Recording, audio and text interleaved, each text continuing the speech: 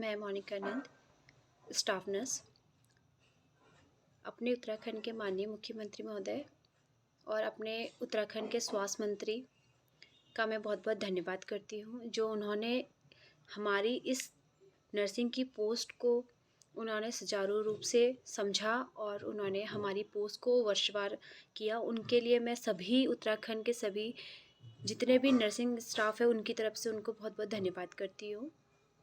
उन्होंने हमारी बात को समझा और उन्होंने वर्षवार नियुक्ति की घोषणा करी है। बस कहीं ना कहीं दुख ये होता है कि सरकार कुछ अच्छा करने की कोशिश कर रही है, तो कहीं ना कहीं हम लोग ही उनको गुमराह कर देते हैं। गुमराह करने का मतलब ये है कि अगर सरकार ने कह दिया है कि वर्षवार नियुक्ति होनी है, तो उसमें फ्रेशरों को थोड़ा बहुत इतना तो सोचना चाहिए कि जिसने अभी तक गवर्नमेंट के बनाए हुए हॉस्पिटल चलाए हैं और हम लोगों के द्वारा ही चलाए गए हैं वो, तो आज हम अपना अधिकार मांग रहे हैं, तो क्या गलत कर रहे हैं। मेरी छोटी बहन का एक वीडियो मैंने देखा था जिसमें उन्होंने बोला था कि स्वास्थ्य मंत्री हेल्थ सिस्टम से ही होना चाहिए या हमारे हेल्थ एजुकेशन का ही होना चाहिए। उनकी बात से मैं सहमत हूँ कि स्वास्थ्य मंत्री हमारे हेल्थ सिस्टम से होना चाहिए। अगर हमारे स्वास्थ्य मंत्री धन सिंह रावत हैं तो क्या गलत है। उन्होंने कम से कम उस बात को समझा और उन्होंने इस बात को प्रूव भी किया कि हाँ भाई, मेडिकल लाइन में कहीं ना कहीं एक्सपीरियंस मायने रखता है। हम ये नहीं कहते कि नए फ्रेशरों के पास एक्सपीरियंस नहीं है या प्राइवेट वालों के पास एक्सपीरियंस नहीं है। देखिए, हर कोई बंदा अपने आप में सीनियर है। कहीं ना कहीं आप कहीं काम करोगे तो आपको भी एक्सपीरियंस मिलेगा, जैसा आज हम लोगों को मिला है। तो मैं कहूँगी आप लोगों से कि हम लोग आपस में ना लड़ करके इस पोस्ट को और डिले ना करें, क्योंकि जितना हम इस पोस्ट को डिले करेंगे आपस में लड़के, उतना हमको नौकरी मिलने में देर लगेगी। अगर आपको लगता है कि सीनियर आपके साथ आपके कंपटीशन को फाइट नहीं कर सकता, तो उसका भी रीज़न बहुत है। अगर हम कंटिन्यूसली पढ़ाई में रहते, आप लोगों की तरह कोचिंग लेते और हम ये सरकारी विभाग जो हमने अभी तक चलाए हैं इतने सालों से, तो वो आज शायद मे बी हम नहीं चला पाते। ना ही उत्तराखंड में इतनी लोगों को सेवाएं दे पाते, ना ही लोग ये सेवा उठा पाते। तो मेरा आप लोगों से निवेदन है कि हम लोग आपस में ना लड़के कुछ ऐसा सोल्यूशन निकालें जिससे हमारा भी अच्छा हो, सीनियर्स का जो प्राइवेट में काम कर रहे हैं उन सीनियरों का भी अच्छा हो, और जो आप फ्रेशर्स हैं आप लोगों का भी भला हो। तो हम लोग आपस में बस एग्ज़ाम कराओ ये सोल्यूशन नहीं है, और ना ही स्टे लेना कोई सोल्यूशन है। सोल्यूशन है तो बीच का रास्ता। मैं एक पढ़ी लिखी हूँ और साथ ही समझदार हूँ। आप लोगों ने बोला कि हमारे सीनियर्स के पास स्किल नहीं है।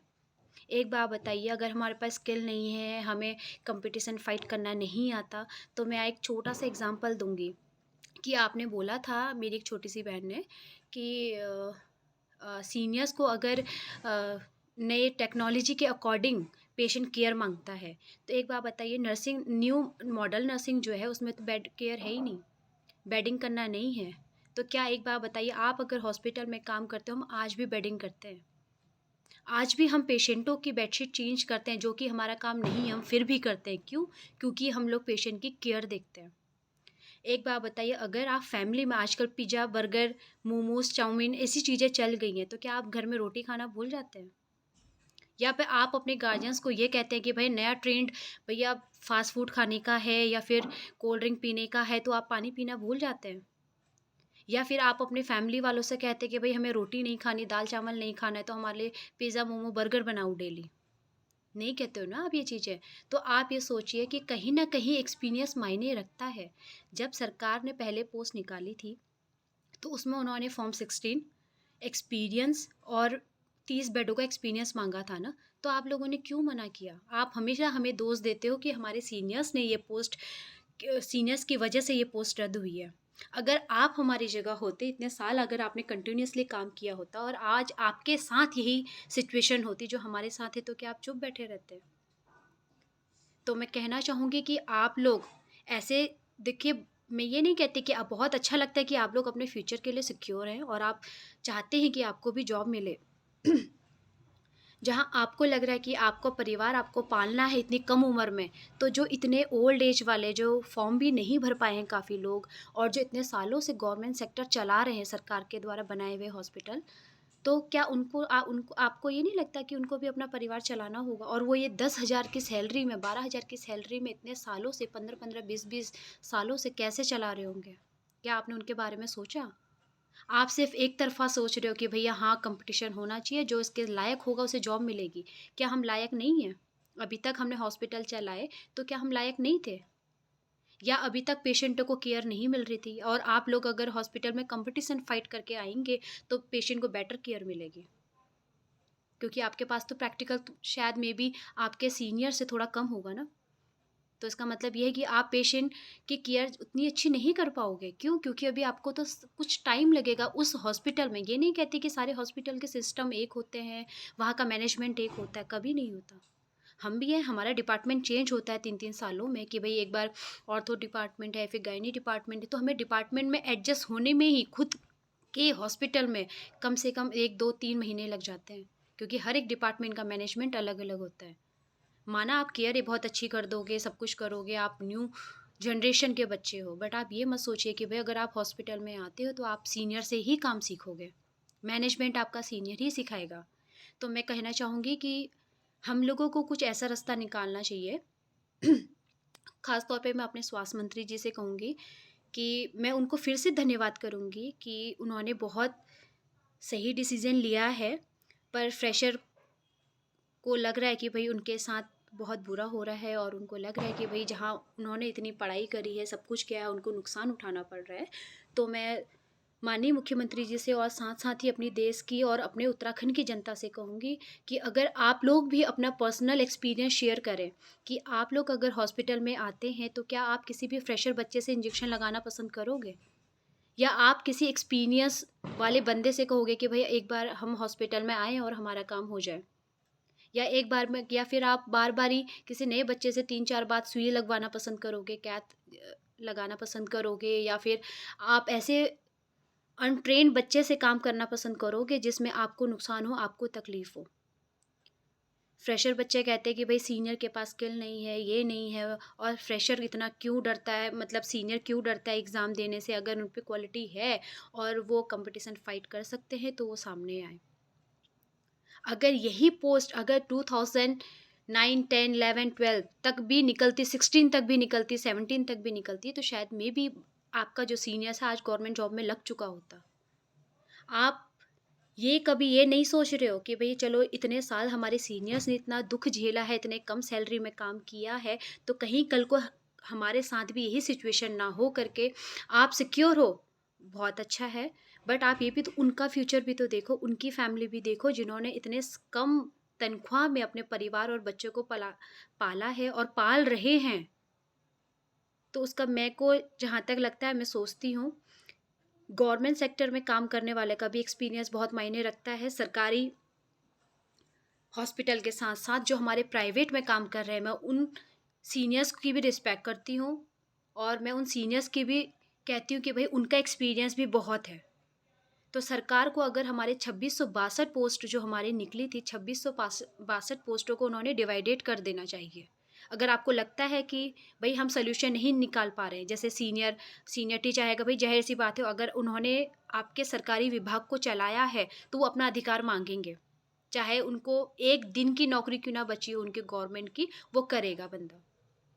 और फ्रेशर को लगता है अगर उनके साथ अन्याय हो रहा, कहीं न कहीं हम लोगों को मिलके आपस में कॉम्प्रोमाइज़ करना होगा, और सरकार को सही आइडिया दे कर के हम लोगों को बोलना चाहिए कि भई जल्द से जल्द पोस्ट निकालो। अगर हम पिछली बार की तरह से नहीं लड़ते कि 1 साल हो गया हम लोगों को, कभी फ्रेशर जाके स्टे लगा रहा है, तो कभी सीनियर जाके लगा रहे हैं।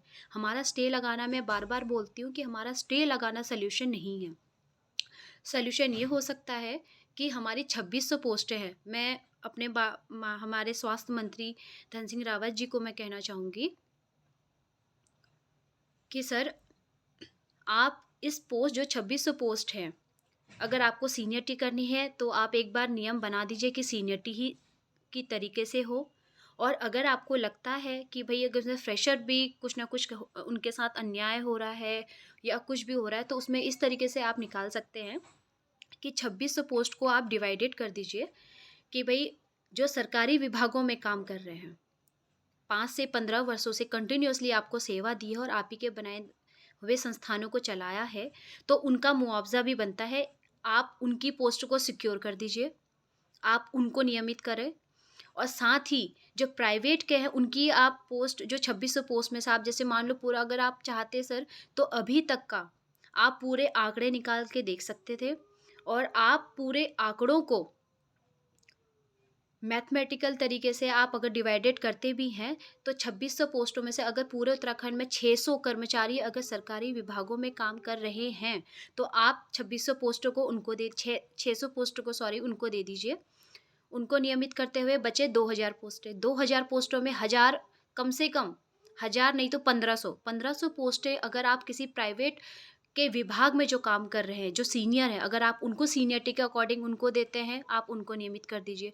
बची हुई पोस्टें जो 562 के आसपास जो पोस्टें बचेंगी वो फ्रेशर के लिए काफ़ी हैं क्योंकि फ्रेशर को देखिए सर उनके पास अभी आगे बहुत चल के टाइम है और दूसरी बात ये है कि ऐसा नहीं है कि इस पोस्ट के बाद आगे फ्यूचर में कभी पोस्टें नहीं आएंगी।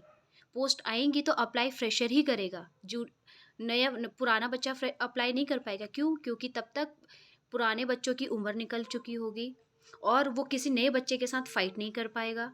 तो आप अगर आपको लगता है तो इस तरीके से भी डिवाइडेड करके आप फ्यूचर सिक्योर कर सकते हैं ना, उसमें फ्रेशर का बुरा होगा। फ्रेशरों के लिए 500 बहुत पोस्टें मायने रखती हैं सर। जब हम फ्रेशर थे हम तो कभी नौकरी में नहीं लगे क्योंकि जो पोस्ट निकली थी वो 12 साल की डिस्टेंस के बाद निकली थी। अगर यही पोस्ट पहले निकल गई होती काफ़ी साल तो शायद मे बी आज हम अपनी अपनी जगह पोस्टेड होते और अपनी जगह काम कर रहे होते, बट उसका मौका ना हमें मिला ना किसी और को मिला।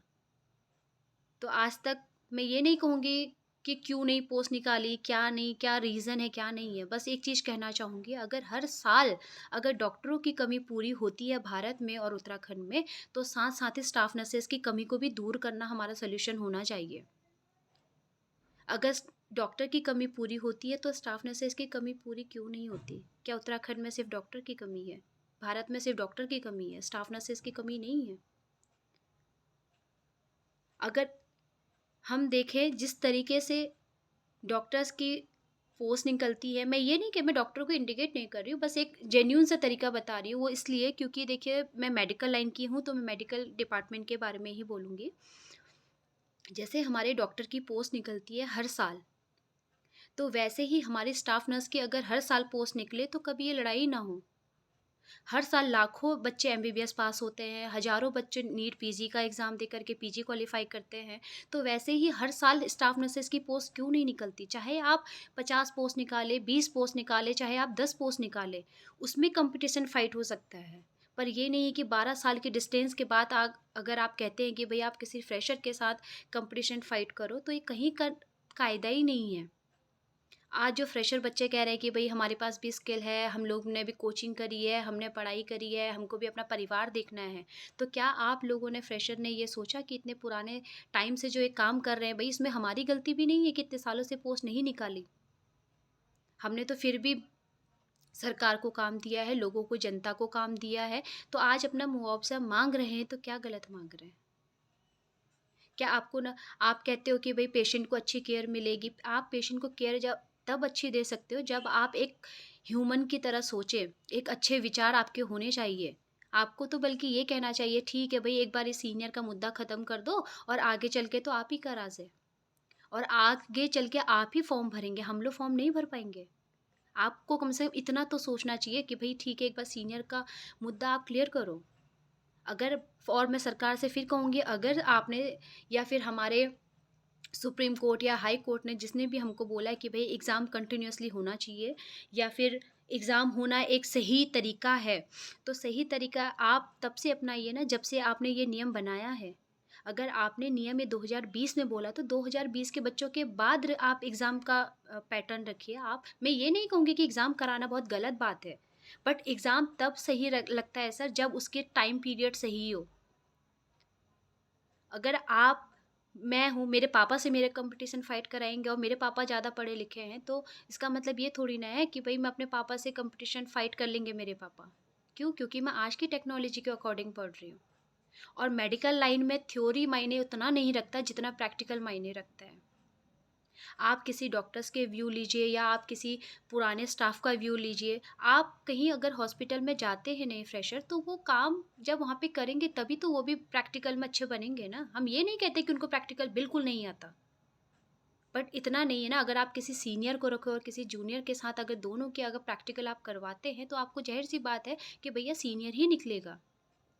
मेडिकल लाइन जो होती है, कोई नया फ्रेशर बच्चों के साथ कोई ओटी में डॉक्टर ऑपरेशन असिस्ट कराना पसंद नहीं करता। क्यों? क्योंकि उन्हें पता है भाई नए बच्चे के साथ उन्हें बहुत दिक्कत होगी। और मैं भी हूँ, आज मैं भी अगर किसी मेरे डिपार्टमेंट के अलावा अगर मेरी ओटी में ड्यूटी लगती है, तो एकदम से वहाँ पे डॉक्टर को लगता है कि यार नया स्टाफ आए तो हम कैसे कोऑपरेट करेंगे। माना कि मुझे बहुत साल एक्सपीरियंस हो गया, मुझे 9 साल का एक्सपीरियंस हो गया, फिर भी वो क्या यही तो सोचेंगे ना कि यार नया स्टाफ एकदम से एडजस्ट नहीं कर पाते, इसे ये चीज़ पता है कि नहीं पता है। और आप सभी को पता है, आप सभी लोग मेडिकल लाइन से हैं, ओटी में काम करना सिर्फ इशारों से पता चलता है, ज़रूरी नहीं है कि ओटी में बोल करके कोई चीज़ की जाए। मैं कभी सीनियर का ये नहीं कहूँगी कि सीनियर के साथ बुरा हो, तो सीनियर को या किसी जूनियर के साथ बुरा हो। अगर जूनियर को लग रहा है उनके साथ बुरा है, तो आप भई हाई कोर्ट से लड़ो, सुप्रीम कोर्ट से लड़ो। और साथ-साथ ही अब की जो न्याय की बात है, जैसे मैंने कहा कि डॉक्टर की पोस्ट हर साल निकलती है, तो स्टाफ की पोस्ट भी हर साल निकलनी चाहिए। तब आप एग्ज़ाम कराने के लिए मूड में हो या आप एग्ज़ाम करा सकते हो। अब ऐसा नहीं है कि आप सीनियर का गला पकड़ के बोलो कि भई नहीं-नहीं ये इनको हमारे साथ कॉम्पिटिशन फ़ाइट करना चाहिए। अगर आप सही इंसान हो, सही अगर आप ह्यूमन की तरह सोचते हो और एक अच्छे नेक दिल के हो, तो आप जो मैं बीच का रास्ता बता रही हूँ, इस तरीके से भी आप डिवाइडेड कर सकते हो। क्योंकि बच्चों आपका पूरा फ्यूचर पड़ा है, आप आगे चल के जो पोस्ट आएँगी आप ही अप्लाई करोगे, हम आपको तो मौका ही नहीं मिलेगा। ये भी तो सोचो यार, क्या आपको नहीं लगता कि हमारे भी बाल-बच्चे होंगे, हमारे भी माता-पिता होंगे जिसे हमें सेवा करनी है, जिसको हमने दवाई-पानी देनी है। क्या हमको ये नहीं रखना चाहिए उम्मीद, ये हमें उम्मीद नहीं करनी चाहिए कि हम भी थोड़ा-सा कुछ अच्छा खा लें, अपना माँ-बाप को अच्छी सेवा दे दें, अपने अच्छे बच्चों को अच्छे स्कूल में पढ़ा लें? क्या हमारा अधिकार नहीं है?